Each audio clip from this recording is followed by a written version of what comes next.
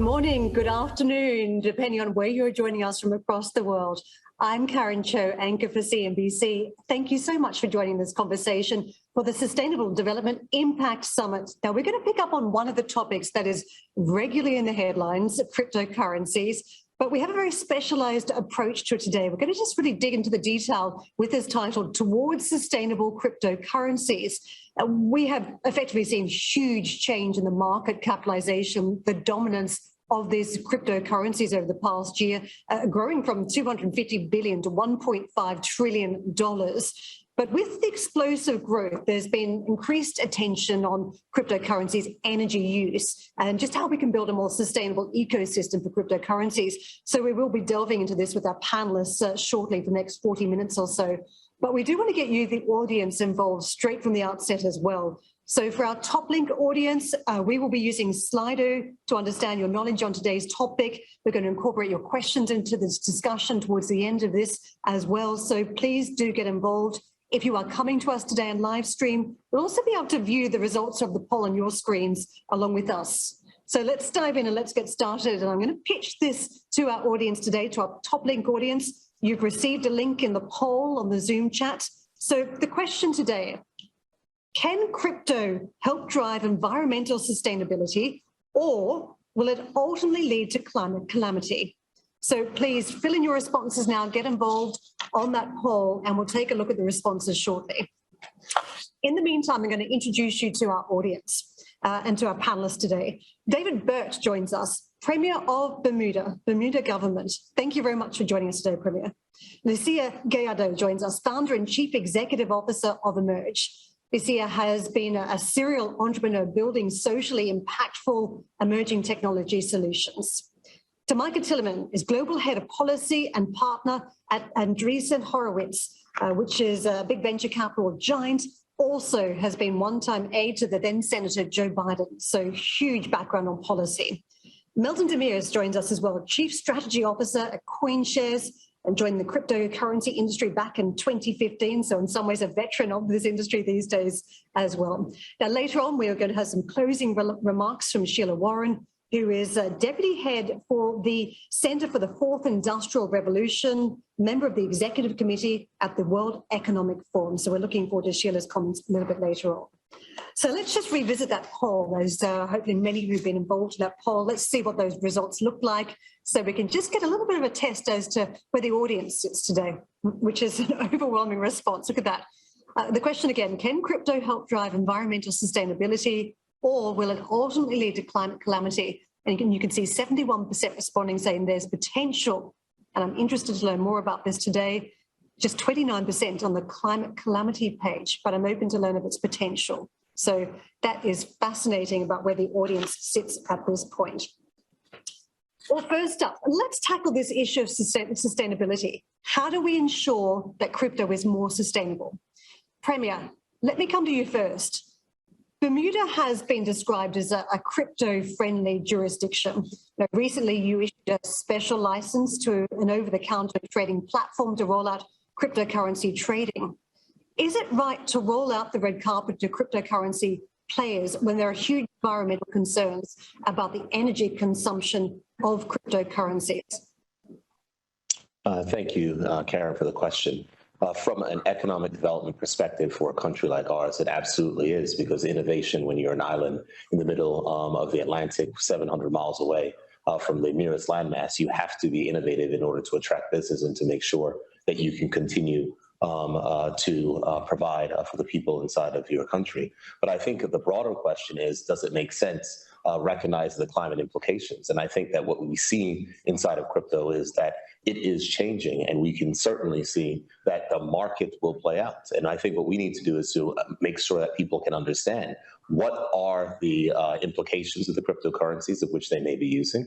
How do we make sure that people can have choice? And how do we make sure that the cryptocurrencies that do not lead to severe energy consumption are the ones that can be preferred and used? So I think from that perspective, as the question that was posed, there are certainly a lot of options, and it's not one size fits all when it comes to crypto. I just want to follow up with you. I am at a fintech event and I've been there a week, so I understand the need for financial innovation and embracing it. But as you issue these digital asset business licenses from the Bermuda Monetary Authority, to what extent should there be some sort of provision that weighs up sustainability, given that we're trying to hit the Paris targets? Well, I think that's a great question. And the type of business of which we do, the companies themselves aren't the ones actually issuing and creating cryptocurrencies. We're talking about people who are exchanges, persons who are custodians, persons who are holding it. But I think the broader question is, what role does government have to play insofar as encouraging the future? We believe that crypto is going to be a massive role in the future. It is going to be the future of the way in which we transfer value.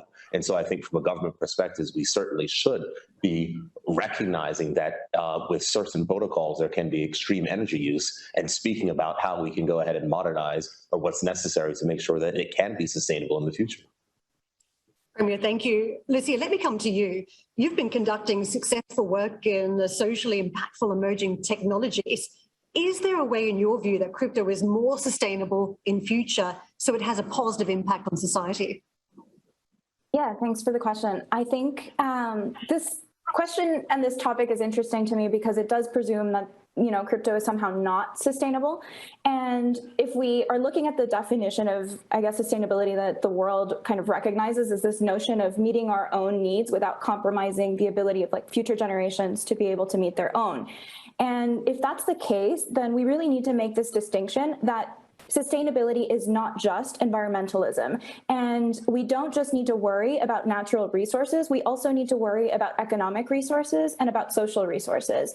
And so embedded into this notion of sustainability, we need to find more concern for social equity and for economic development. And if that's the case, then I think, what is more sustainable than technology with a foundational premise to concern itself with both social and economic development? And so in this way, I think crypto is certainly more sustainable than the traditional banking sector. It's democratizing financial tools so that people can build economic resilience and sustainability. And if it's about making crypto even more sustainable, then I think continuing down this path of investing in open source development, in leveraging the power of inclusive communities, and in making sure that this innovation can continue to be exponential, then I think we can really say that the crypto community and the crypto space and the crypto sector, the decentralized sector, really embodies the meaning of sustainability to me. And so a lot of our work reflects that very foundational premise. Lucy, I'm already off script because I want to follow up with you too, because in the past, in terms of what you've been up to, you've been concerned about emerging markets and developing economies being left behind with technologies. But in this particular case, El Salvador has been one of the first countries to accept Bitcoin as legal tender, which is well in advance of the approach taken in Western countries. Is that wise to have this full throttle approach when there are concerns about systemic risk in society undermining the financial system, as well as the environmental sustainability issues? I think this goes back to highlighting, these other aspects of an interconnectedness between the different types of resources within sustainability. A country like El Salvador has not necessarily benefited from the economic system and structure that we have historically had. And other countries in emerging markets are going to have the same problem. And so when you look at the possibilities and the potential between using this technology and continuing with the status quo of traditional sectors, then I think, it's really almost like a non-decision for leadership in these countries to try to leverage the new technology to suit and to build their own economic resilience and strength. Now, the rollout itself, I think there's a lot to be debated in terms of how they've gone about doing that. But I think at the very foundational, premise of being a governor for El Salvador and trying to build El Salvador's economic resilience and strength and wealth and, well-being for its citizens, I think looking toward innovation as a way to do that is a really intelligent move on their behalf. And, we are not going to be surprised when more countries sort of look at this technology and this space and say, there is potential here to do things differently. And I know for certain that traditional mechanisms have not worked thus far. Tamika, plenty of people want to hear from you too, given your background in policy. And I want to get to what we're seeing in the United States, a huge push by the current administration to really turn the focus towards sustainability. That's investments, reducing industry's carbon footprint, and a government that is very much trying to give the green light to that. So Tamika, as we talk about how crucial it is for the industry to try and tackle energy consumption, what can you say on that front? Well, what we're seeing is that Web3, which is the broad family of technologies that include blockchain and consensus-based computing systems, really don't need to be, and in most cases are not particularly energy intensive. Ethereum, which is the most commonly used protocol in Web3 applications, is moving to a proof of stake form of establishing consensus. That system will be 1,000 times less energy intensive than proof of work models. The Flow blockchain, which powers a number of games and applications like NBA Top Shots, uses a really negligible amount of energy. And we see some blockchains like the Celo blockchain, which is based on proof of stake, which is actually carbon negative and processes tens of thousands of transactions a day. So this is a very important conversation. I don't want to give the impression that it's not. But even in the realm of traditional proof of work blockchains like the Bitcoin blockchain, we are seeing many of the operators of data centers that secure that network moving toward renewable power. 76% of them use renewable power as part of their mix. Many of those watching this broadcast will know that every 10 minutes or so, you have a number of Bitcoin that are released to the operators of those data centers as the incentive for securing that network. And we see the process of mining really less as a bug and more as a bounty on finding clean, renewable energy. And that's what it should be if policymakers do their job going forward.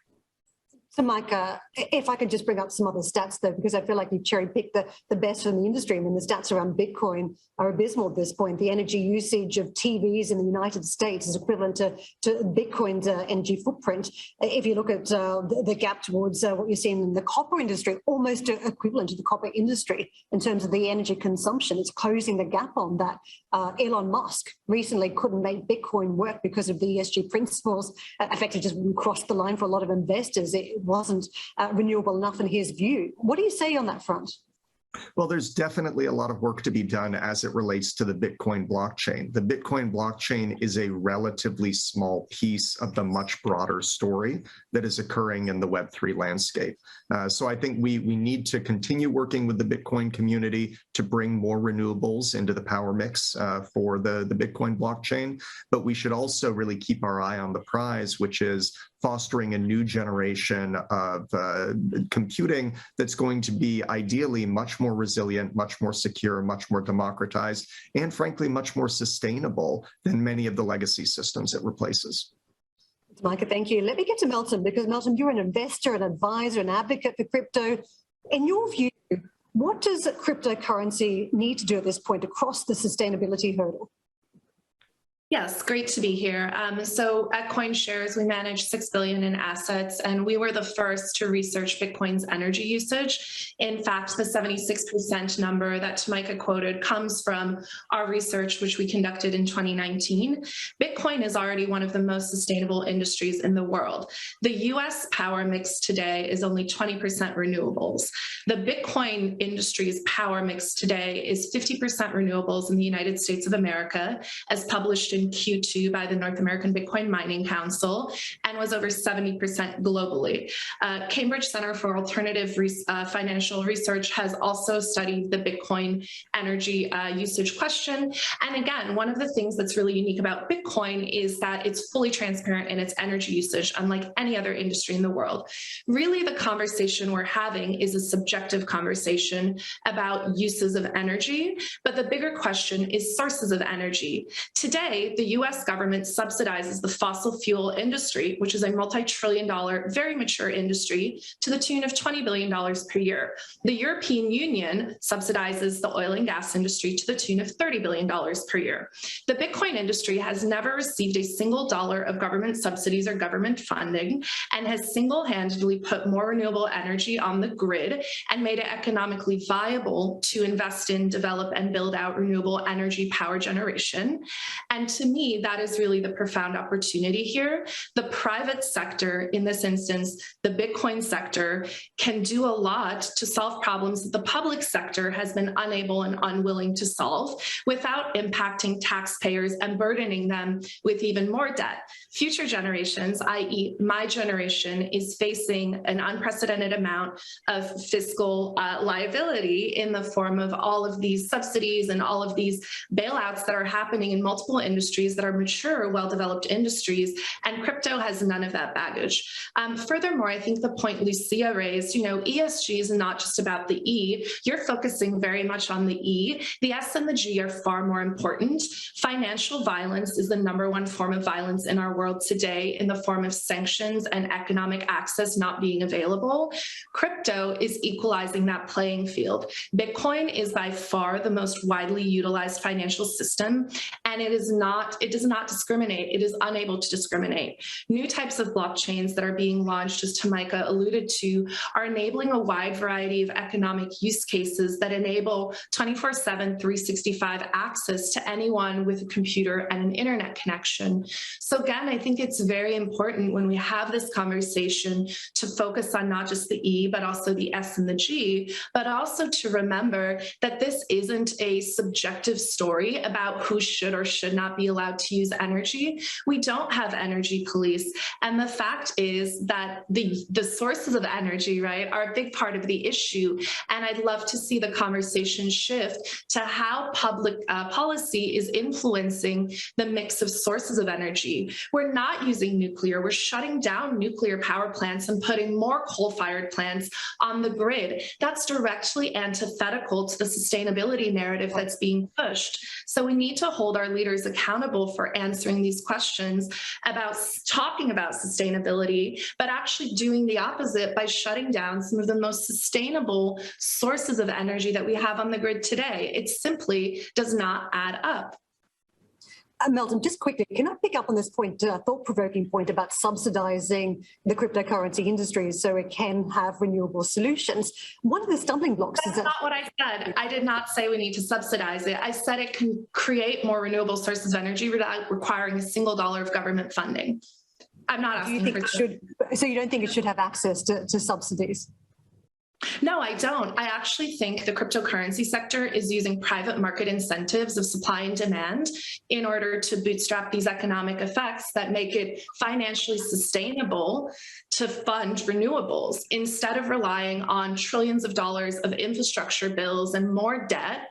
We can create private market incentives to fund renewable energy build. And again, I think for folks like myself who are facing down a tremendous mountain of debt, my generation has not built the wealth that prior generations have and are severely behind when it comes to wealth distribution. I think we're very concerned about the levels of spending we're seeing that are fundamentally unsustainable.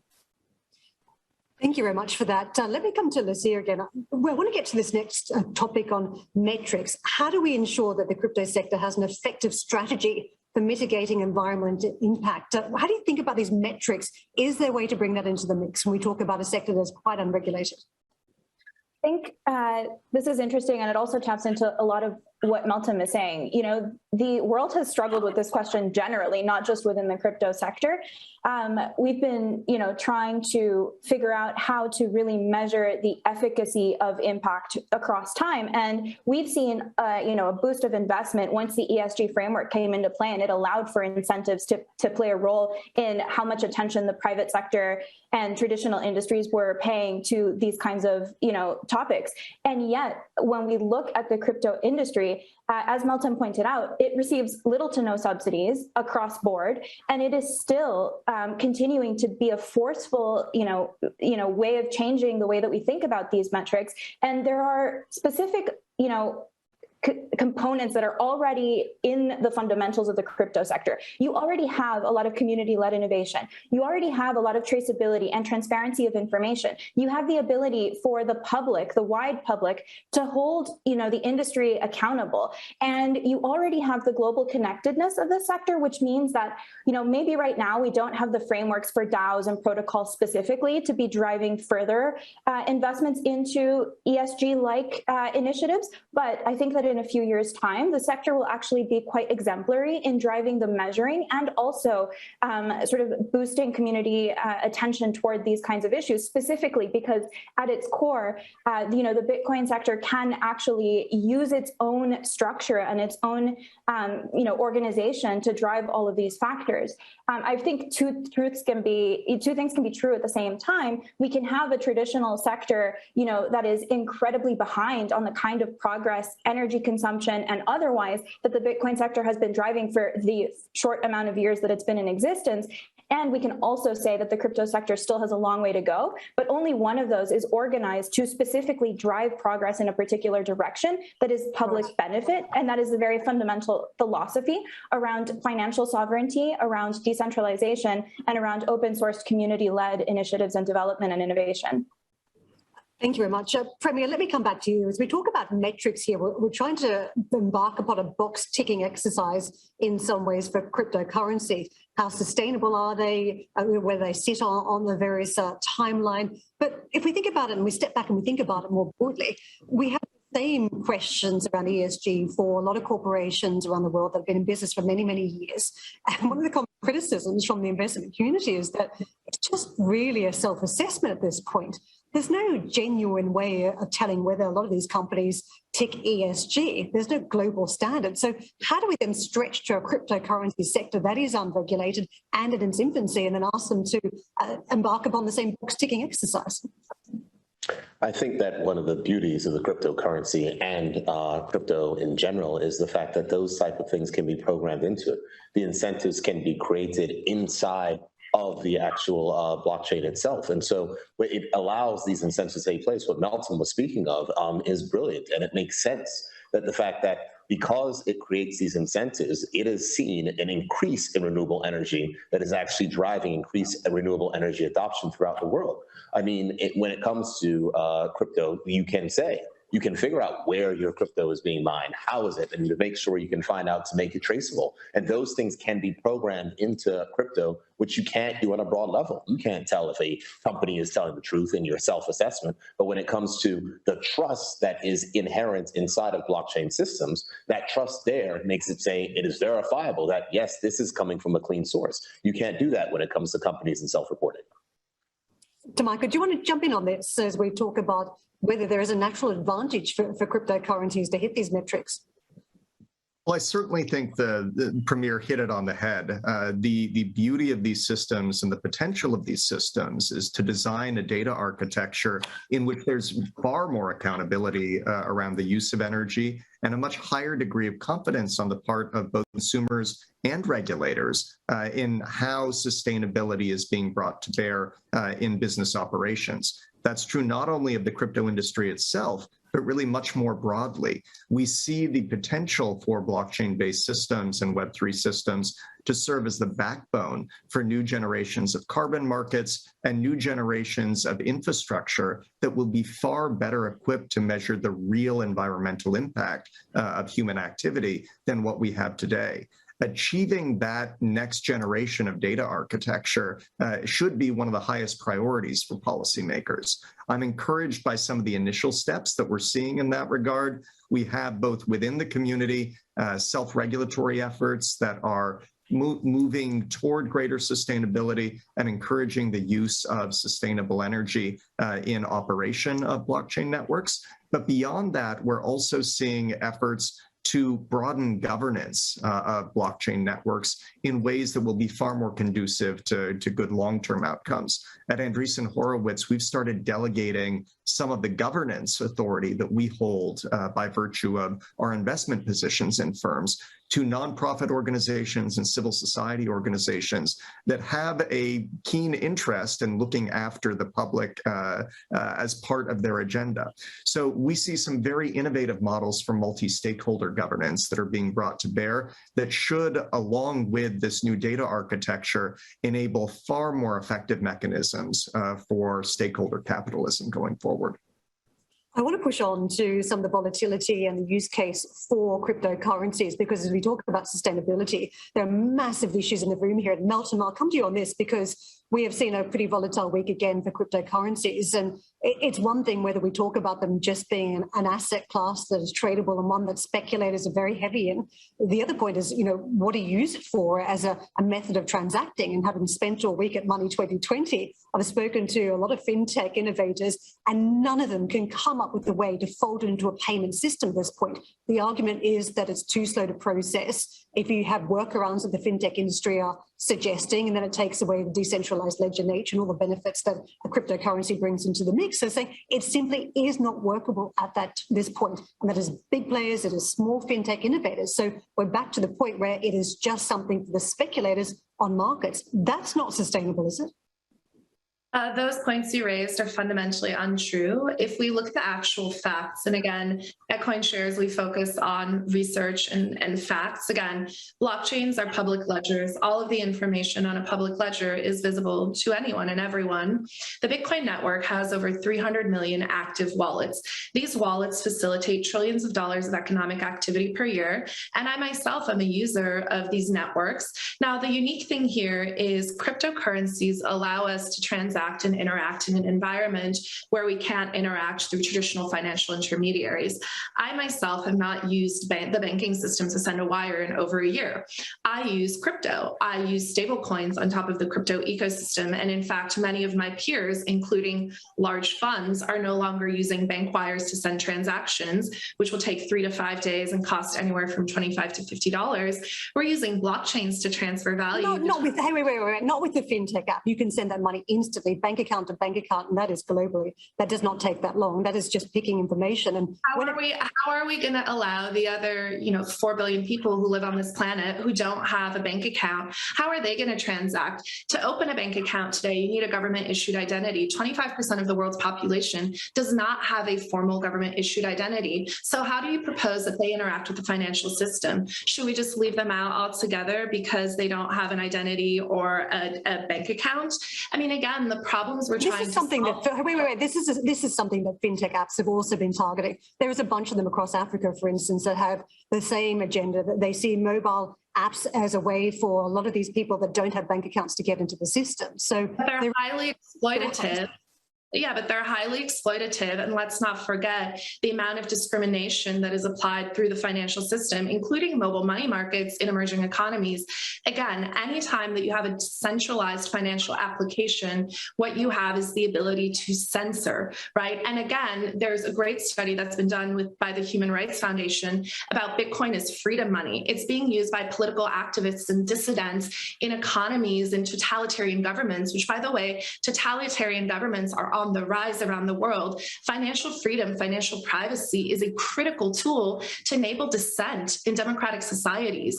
And so it's very important that there are options where users cannot be censored, right? If we look at what's happening in China, for example, dissidents in China are being silenced. They're being banned from using social media. They're being banned from traveling. They're being banned from using the financial system. We could very well see a situation here in the United States. The Biden administration has expressed its intent to censor people who do not agree with their consensus definition of certain things in society. So it's very important for a healthy, free, democratic society that people have the ability to transact financially with freedom. That's what cash is for. Cash is not just money.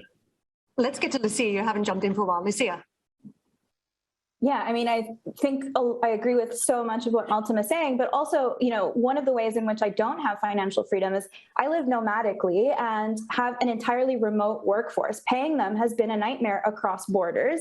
And on top of that, well, not anymore, but it was a nightmare for a point in time. And there are controls around how much money I can send at any given time. Even in internal payment structures like Zelle, there's only so much money I can send. And that does not mean financial freedom to me. But I think taking a step back in the narrow-mindedness of a conversation of thinking that digital money, cryptocurrencies is going to act and behave and function in the exact same way that traditional money is going to operate. If we look at the functions of money, money is a measure of value. It's a store of value. It's a unit of account. It's a standard for deferred payments. It's a medium of exchange. It's all of these things. Bitcoin at its core and super utility is a store of value, and it's an incredibly effective way to have value transfer happen across borders. And so I think if we take those two aspects of Bitcoin and assess it for what it is, I think it's a superior method of money in those characteristics. DeFi, which, by the way, a lot of these conversations that are like hating on the cryptocurrency industry is looking at it as a blanket utility rather than the fact that DeFi is actually enabling so many of the other inherent uses of money that I mentioned within the crypto space. And if price volatility is driven in large part by the varying perceptions of the intrinsic value of money or cryptocurrency or any coin for that matter, then what is really required is, avoiding overly simplistic comparisons of the utility of each cryptocurrency and understanding the true fundamentals of its utility, and then saying, hey, this is what Bitcoin really derives its value from, because it is a superior form of transferring value, and it is most certainly a better way to store value than other, commodities and markets. So I think really important to get back to the gist of it and not say, we are comparing every cryptocurrency as a blanket directly to money and the functions of money. Mike, I want to come to you. If I can bring up the conversations I've had this week. Klarna, Trustly, Molly, Nexi, none of these companies can get cryptocurrencies to work in online payments at this point. One of the issues too, the volatility in pricing, and then just having settlement in something that is so volatile. These are companies that are incentivized around financial innovation. They want to seize every opportunity, and that includes cryptocurrencies, but practically they can't make it work at this point, which again takes us back to speculation of an asset class on markets. What do you say about that? Is there too much speculation, too much volatility you would like it to stop? And what do you say on the transaction side? Well, I could give you a much longer list of companies that are finding ways to make these technologies work. So it may be that they just aren't working with the right engineering teams. These are the biggest fintech giants in the world. These are the fastest fintech companies in the world right now. Yeah, what we're seeing is that few things. First, this is a very new set of technologies. So that's point number one. And for practical purposes, did not exist 12 years ago. Second point, the velocity of innovation in this space is probably unlike anything ever witnessed in the digital economy. And the speed at which we are seeing new solutions developed and implemented is really quite inspiring and hopeful if you're someone who believes in the power of innovation to solve human problems. And third, the most exciting innovations, both as it relates to payments and as it relates to other applications beyond payments in the financial sector, are really still on the horizon. And we should all be very clear about that. We're fortunate to see companies come in every day that are solving absolutely breathtaking problems using these tools, and they're making it work. And they're building solutions that are going to have a very profound impact on our lives. So certainly, I don't know anyone who would argue that these are mature technologies today. It's foolish to think that after a relatively short period of time, if you think about the evolution of the internet, if somebody had said in 1996 that we would all be watching all of our television over the internet, and that you and I would be having this conversation over the internet, folks would have said that was an absurd statement in 1996, and yet here we are. So I think we should have a high degree of confidence in the direction of travel around how these technologies can be used to solve real world problems going forward. Micah, thank you. Premier, let me come back to you. I want to spend a little bit of time tapping into your thoughts too on the conversation we're having around volatility. There's been further price volatility even this week. We've had some market concerns around the story in China around Evergrande, market concerns around central bank activity. And, cryptocurrencies haven't exactly been a safe haven this week. Are you concerned about the volatility we've been seeing in cryptocurrencies? I'm not concerned because I, like Tamika and like my panelists, who we know very well, and we've been studying and understanding the space. It's the very beginning. We are at the very beginning, and the amount of innovation which is taking place will change, and the markets will work. Yes, there is speculation. Yes, there's people who are buying coins and thinking that they're going to be rich and all the rest, but that is no different than has happened in any type of, I guess I would say, speculative bubble that has happened in the past. But that is not solely the story of what we are seeing here. There's a difference between the utility of Dutch tulips, between the utility of Bitcoin or some of these networks, smart contracts, the types of networks and systems which are being built out right now.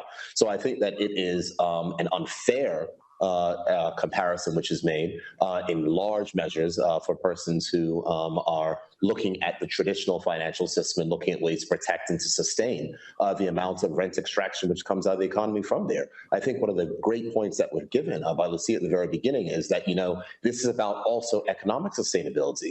This is about making sure that people are able to live their lives in a free way without having to rely on intermediaries, big banks, and different things who can say, no, you can't do that. Why should the citizens be told that, no, you can't transfer value from one person to another if they believe that value should be transferred? And so what is going to be unlocked? The additional accountability that it's going to build not only to business, but also to governments and people who sit in seats like I sit will only help to make the world a better place. And so I think when we're talking about sustainability, we have to look at it from a broader level. The energy, climate crisis, absolutely. But I think that Bitcoin and cryptocurrencies, as the systems that are built, will help us to be able to make incentives around making to make that better. Right now, when you go to a supermarket and choose eggs, you can choose whether you're getting, farm-raised eggs or other types of eggs. The same thing can happen where you can go in the future and say, I want to make sure that my cryptocurrency was mined ethically. That's the way it can happen, and that's what we can see in the future with these type of technologies. Premier, I want to get in your thoughts too on the use of cryptocurrencies to transact in. I mean, clearly we're all at odds a little bit in this conversation about where it's at and just how usable cryptocurrencies are at this point. But do you think it's a necessity that the cryptocurrency industry have that use case that you can transact in it rather than just speculate in the price? Those use cases exist right now, currently. I mean, in Bermuda right now, you can pay your taxes with USDC. I mean, it happens right now. So it's not a question of an issue of the use cases. The use cases are happening. If you're going to go at it purely from the perspective of Bitcoin, and yes, the Bitcoin system and the network itself may be challenged in some aspects, and there are other levels of solutions which make it quicker, but there's multiple solutions which are being built which enable these transactions to happen in real time. So I don't believe that we're looking for use cases. Problems are being solved every day, more and more. Just finally, before we close out the conversation, what do you say to regulators in some of the developed economies that are concerned about cryptocurrencies undermining the financial system? I think that concern is valid because cryptocurrencies most likely will change the dynamic of the financial system which has been established. But the fact is that human nature cannot push against innovation of society, and governments that have found themselves in attempting to try to push back on innovations which will happen naturally don't often find themselves coming to, I would say, a peaceful conclusion. I mean, thank you, Melton. Just to you before we close out too, I want to hear your thoughts. Come back in on this. Yeah, thank you so much. And I think Premier Burt, you said it wonderfully. Look, at the end of the day, this is really about choice, right? Choice is an incredibly powerful thing. And we're not sitting here demanding everyone in the world use cryptocurrencies. But for the first time, so many people around the world have a choice. People who've never had a choice as to what currency they hold now have the ability, the choice to participate in an alternative economic system that has different rules than the one issued by their government. And I think, again, choice is so incredibly powerful. In America, over 20% of American adults hold Bitcoin today. That's a recent study that was done by NYDIG, Fidelity, and Square. That's a fantastic statistic. And again, it speaks to the fact that when given a choice, right, consumers, businesses, governments now are very keen to engage with this new technology. The arc of progress, again, right, it's bending right now towards centralization regulation and control. And we see this with COVID, right? Governments are increasingly pushing for control, for censorship, for the ability to dictate who can do or say what based on whether or not their views support those of the government that's in power.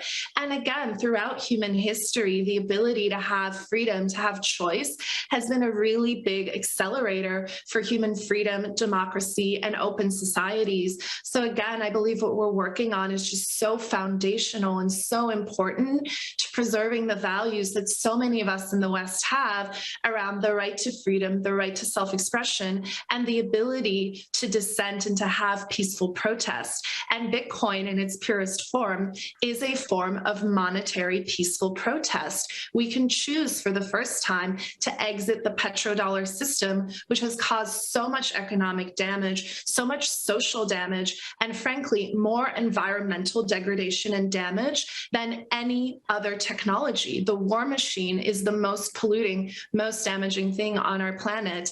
And so again, I'm just very excited about cryptocurrencies as a tool, and just one tool among many, to help continue to preserve human dignity and human freedom. Milton, thank you for sharing that enthusiasm with us, but must also say thank you to the Premier, to Lucia, to Micah. Thank you very much for joining us today and contributing to what has been, I think for me, my best crypto conversation I've had all week. So thank you very much for that. Now, as we wrap up this session, just a reminder to our top link audience, if you and those tuned into live stream, if you want to participate on social media, get involved as well, and get involved in the top link chat as well. I didn't take any questions in the end because we had such a full conversation there and we didn't get a lot coming through. So I didn't exclude you deliberately, but please contribute to the conversation from here. But before we wrap up, I'd like to introduce Sheila Warren to you again, Deputy Head of the Centre for the Fourth Industrial Revolution and member of the Executive Committee at the World Economic Forum, for some closing remarks. Sheila, over to you. Thank you, Karen, and thank you so much to our fantastic panelists for such an engaging, informative, passionate conversation. As is obvious, there's a tremendous amount of interest, but also a tremendous amount remains to be done within and around the crypto ecosystem. And to that end, it's my great pleasure, it's my honor to announce the forum is launching a global initiative called the Crypto Impact and Sustainability Accelerator, which we call CISA. As Premier Burt noted in his early remarks, crypto is going to play a massive role in the digital economy. And we believe it behooves all of us to focus on ensuring that we're not just replicating the world that currently exists, but actually improving the state of the financial system, making it more inclusive, more equitable, and of course, sustainable. Now, sustainability, as our panelists noted, is more than just the environment. And in fact, ESG metrics, as discussed, acknowledge this in their very name. It's not EEE, it's ESG. In recognition of that fact, our work is focusing on everything from decarbonization to exploration of decentralized autonomous organizations known as DAOs, to ethnographic user research that focuses on what communities and users actually need in order to engage meaningfully in exchanges of value in ways that are empowering and provide them with agency. We agree the potential of blockchain-based and Web3 systems to be more transparent and accountable, which I'll note are very different things, is unprecedented. But this will require both courage and creativity in the face of mainstream conceptions of the realities of this rapidly emerging ecosystem. Our hope is that the Crypto Impact and Sustainability Accelerator will, through global multi-stakeholder collaboration, chart a path forward together to ensure that we improve the state of the world and that financial services are accessible to all, not just a few.